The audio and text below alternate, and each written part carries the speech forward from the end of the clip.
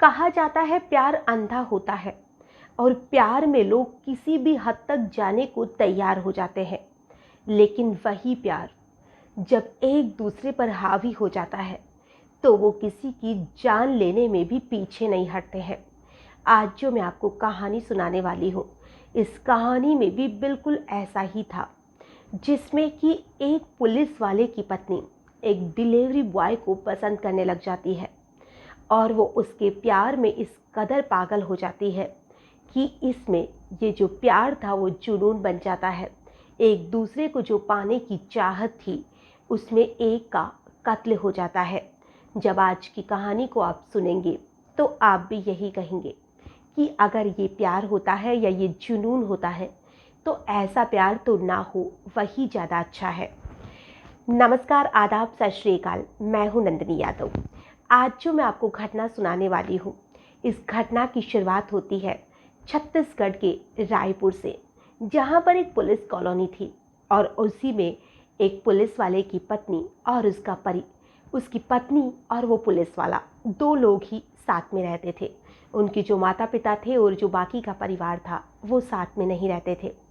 अब जो दोनों पति पत्नी थे वो जो पुलिस के क्वार्टर मिले हुए रहते हैं उन्हीं में वो रहा करते थे। दोनों की शादी को 12 साल हो चुके थे, लेकिन दोनों के अभी तक कोई भी बच्चा नहीं था। तो इसी बात को लेकर दोनों में थोड़ा बहुत मनमुटाव भी हो जाया करता था। अब वहीं पर जो पुलिस क्वार्टर था उसमें जो पुलिस वाला था वो अक्सर बाहर रहता था और जो पुलिस वाले की पत्नी थी वो अकेली रहती थी। और वहीं पर एक जो डिलीवरी बॉय था वो आता है और वो आकर थोड़ा सा जब गेट खोला जाता है तो वो कहता है कि मैम साहब घर पे है क्या? तो वो कहती है कि नहीं साहब तो नहीं है। तो वो कहता है कि पानी मिलेगा? तो वो कहती है कि हाँ बिल्कुल, आइए, पानी मैं आपको भी पिला देती हूँ।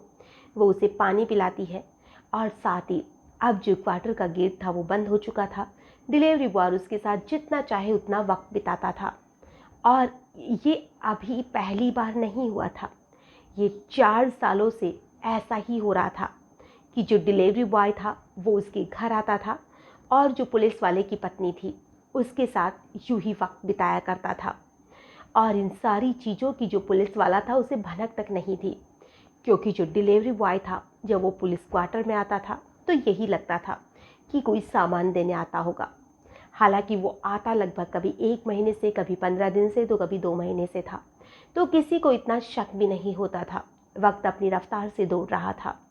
लेकिन तभी एक दिन जो पुलिस वाले की पत्नी थी उसका कत्ल हो जाता है और तभी जो पुलिस वाला था वो अपनी पत्नी को बार बार कॉल करे जा रहा था, लेकिन वो फ़ोन पिक नहीं करती है। तो जो पुलिस वाला था वो अपने साथ वाले क्वार्टर में जो और पुलिस वाले लोग रहते थे उसमें एक को फ़ोन करता है और वो कहता है कि मेरी पत्नी काफ़ी समय से फ़ोन नहीं उठा रही है, तो तुम एक बार घर जाकर देखो। हालांकि घर का जो गेट था वो बंद था, लेकिन जब वो झाँक कर देखता है तो पता चलता है कि वहाँ पर जो पुलिस वाले की पत्नी थी वो मरी हुई पड़ी थी और वो बुरी तरह से खून से लथपथ थी। अब वहाँ पर जब वो ये सारी चीज़ें देखता है तो वो घबरा जाता है और वो उसके पति शिशुपाल को फ़ोन करता है और जो उसकी पत्नी थी उसका नाम था जोली। तो वो शिशुपाल को फ़ोन करके कहता है कि यहाँ पर तो तुम्हारी पत्नी की लाश पड़ी हुई है, तुम जल्दी से यहाँ पर आ जाओ। शिशुपाल वहाँ पर आता है। वो समझ नहीं पा रहा था कि उसकी पत्नी को इतनी बेदर्दी से आखिर में कौन मार सकता है, और अब जो था उसको कुछ भी नहीं समझ आ रहा था। फिर वो पुलिस को फ़ोन करता है। पुलिस वहाँ पर आती है और जो पुलिस वाले थे वो इस केस की पूरी तरह से तहकीकात करते हैं।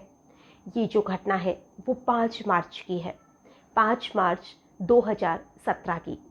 और उसके बाद में जो पुलिस वाला था वो वहाँ पर पूरी तरह से कोशिश कर रहा था कि कैसे ना कैसे करके कातिल का पता चल जाए, लेकिन कोई पता नहीं चल रहा था। वक्त बीत रहा था और अब जो पुलिस वाला था उसे तो यही लग रहा था कि वो थक हार कर बैठ जाए, क्योंकि उसकी पत्नी को मरे लगभग 5-7 दिन हो चुका था, लेकिन कोई पता नहीं चलता है।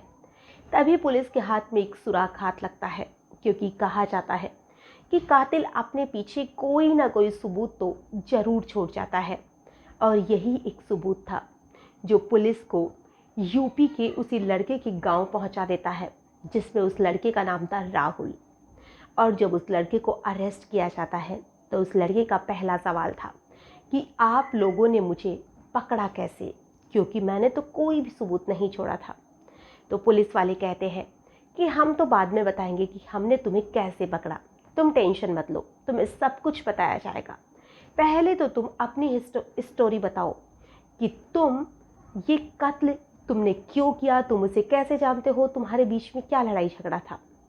तो जो राहुल था वो बताना शुरू करता है कि मैं रहने वाला तो उत्तर प्रदेश का हूँ, लेकिन मैं मुंबई में वहीं पर नौकरी करता था और साथ ही मैं टिकटॉक पर भी बहुत सारे वीडियो डाला करता था। और उस टाइम जो टिकटॉक था वो लोगों के सर चढ़कर बोल रहा था। और इधर जो पुलिस वाले की पत्नी जोली थी वो भी वीडियो डाला करती थी। दोनों एक दूसरे की वीडियो को मर्ज करने लग गए थे, जिसमें कि उनकी बात होती थी और उनकी दोस्ती भी हो गई थी।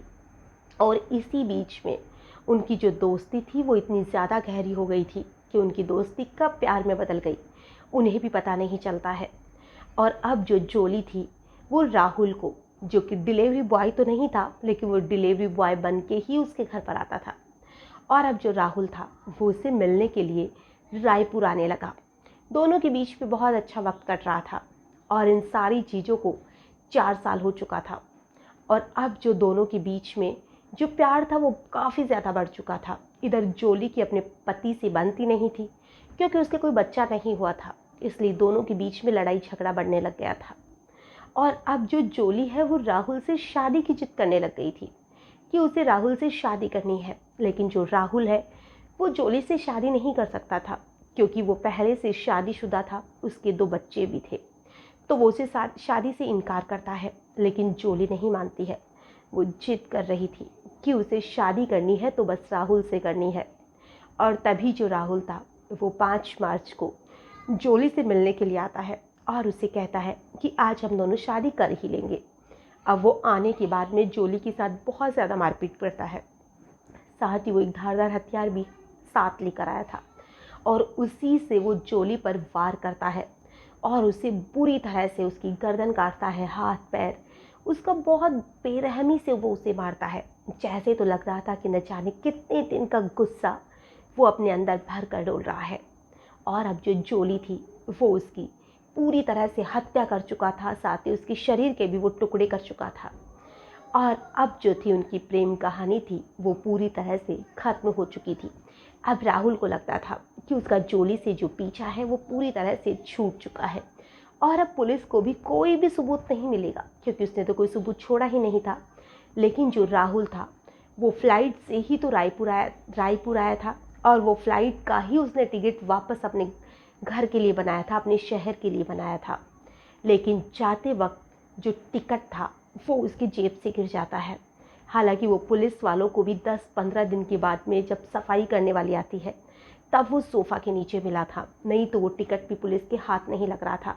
और जब उसे टिकट नहीं मिलता है तो वो वापस ट्रेन से अपने घर जाता है और जब पुलिस को टिकट हाथ लगता है उसमें नाम भी था, उसका नाम वगैरह सभी उसमें लिखा हुआ था। और अब पुलिस को उस तक पहुंचने में देर नहीं हुई क्योंकि टिकट किस जगह का बनाया हुआ था, क्या था, अब सारी डिटेल पुलिस निकाल चुकी थी और पुलिस उसे अरेस्ट भी कर चुकी थी।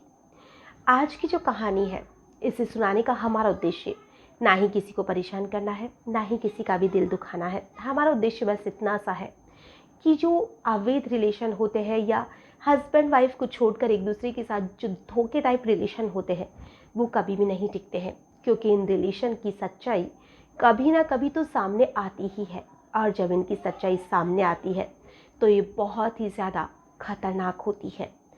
तो इन सारी चीज़ों से जितना हो सके उतना बचने की कोशिश करिए।